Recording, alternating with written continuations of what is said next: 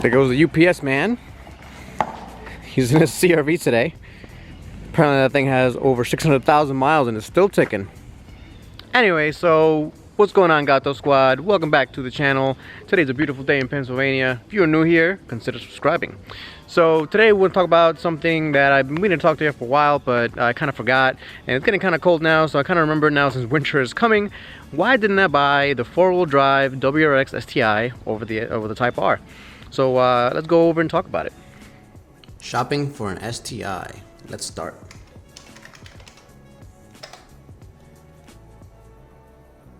We're gonna build our own.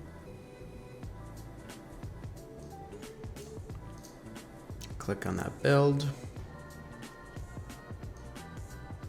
So we have the WRX Sti and the WRX Sti Limited. The main difference is that this Sti Limited is going to have a better speaker system and it's going to bring the sunroof option with it automatically, which I don't want. I'd rather have no sunroof.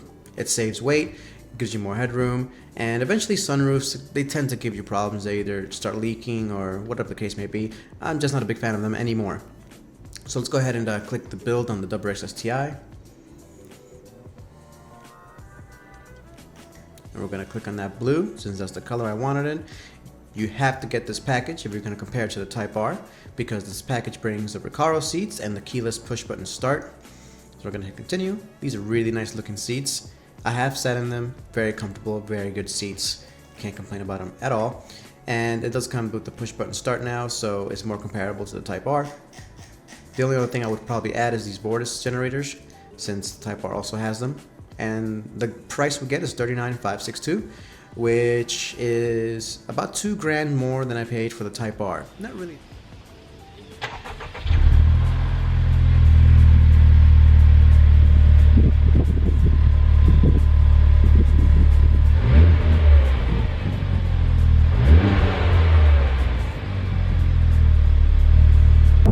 So as you guys saw there, you guys saw that the STI costs around $39,500, which is $5 grand more MSRP versus MSRP to what the Type R costs. Now, of course, that depends on what the dealer that you're getting your Type R from is charging.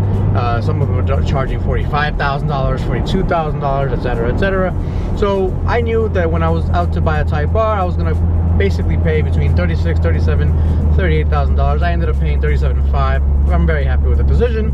But I did shop for the STI. So why didn't I get the STI when I bought the Type R? It was very close. I gotta be honest with you. It was very, very close. Very difficult decision for me to make. But I ended up with the Type R, obviously. And let's go for the reasons. First, I have to admit I did learn how to drive stick shift in a 2002 WRX, and it was an awesome car. The first time I ever drove stick shift was actually in a 1985 Mazda 626, but then I drove an Integra RS for a short little period of time, and then I really learned how to drive stick shift in the STI. It's an awesome little car. Love that little car. My cousin still has it, by the way. If you're watching this, I want it.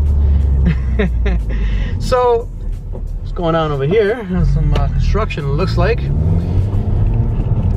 So let's go over the positives of the STI has over the Type R and why I almost got the STI. So the STI, 300 horsepower-ish, 295 foot-pounds of torque-ish, basically the same kind of power that the Type R has, so it's very comparable.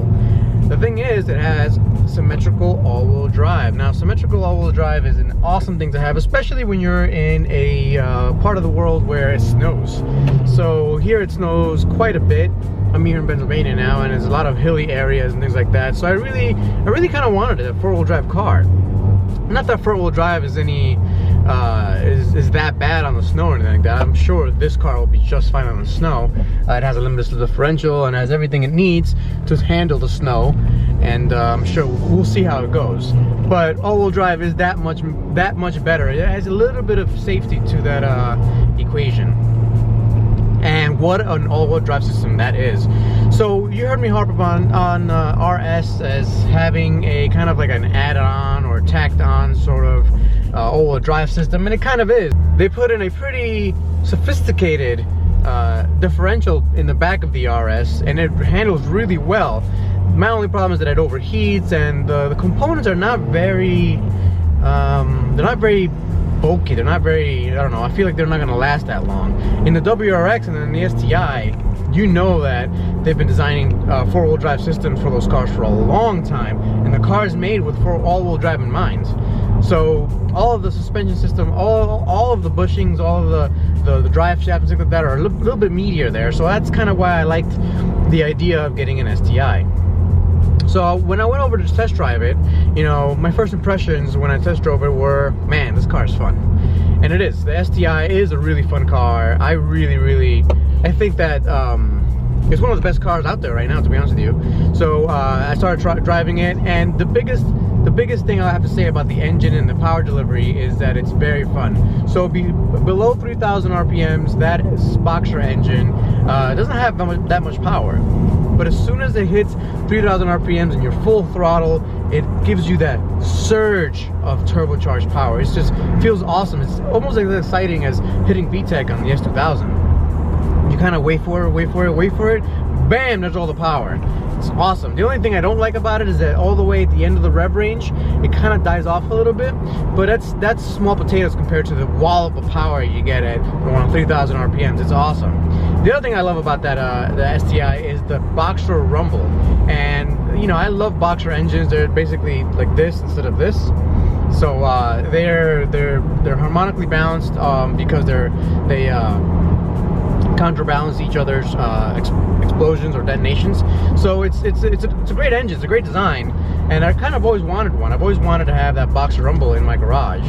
So when I went and drove it, I was pleasantly surprised to actually be able to hear it more than I thought I was going to hear. You know, these days with the regulations and noise regulations and things like that, it's kind of difficult to get a car that sounds pretty good. Case in point, the Type R sounds like a vacuum cleaner. Some people might like that, but I am going to be fixing that soon.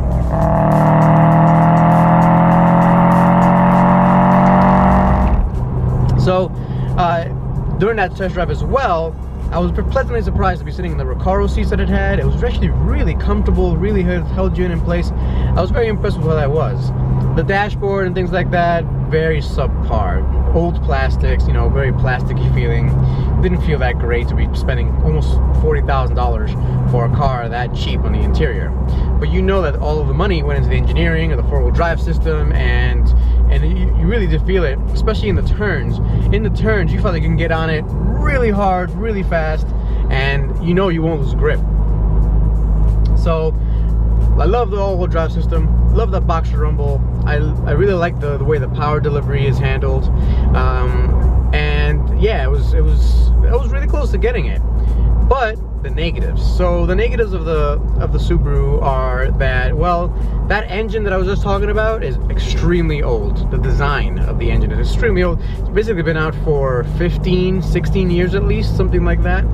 That's a long time for an engine to be around, and you can tell the difference between the Type R and the Subaru. The power delivery, like I said, gets kind of clumsy sometimes. So yeah, I love the fact that you feel that wallop of torque right at 3,000 RPMs, but it, you know, kind of falls flat into space at the higher end of the rev range, and then it kind of suffers a bit when in terms of low speed throttle. When you're kind of just, you know, cruising along, it kind of, you know, it's not as smooth as I'd like it to be. And you know, that comes along with sports car territory. But driving this Type R, you could tell that this engine is much better and much newer than that old Boxer engine. Another problem that I have is that Boxer engine is making basically exactly the same power that the Type R is making, maybe even less power than the Type R is making, and yet it gets way less gas mileage. Now, normally I don't really care about gas mileage. Let's say I'm buying a V8. I don't mind that the V8 is going to be giving me a V8 type of mileage, but if I'm getting a 5-liter V8 with 400 horsepower from Ford and a 5-liter V8 with 400 horsepower from Chevy, and find out that Chevy's V8 is going to give me, you know, 10 miles per gallon less, well, why is that? That's usually due to inefficiency of the engine design. And that's what's happening with the Subaru engine, and you can't get away from it. You know, 15 years of engine development are going to catch up to that poor Subaru.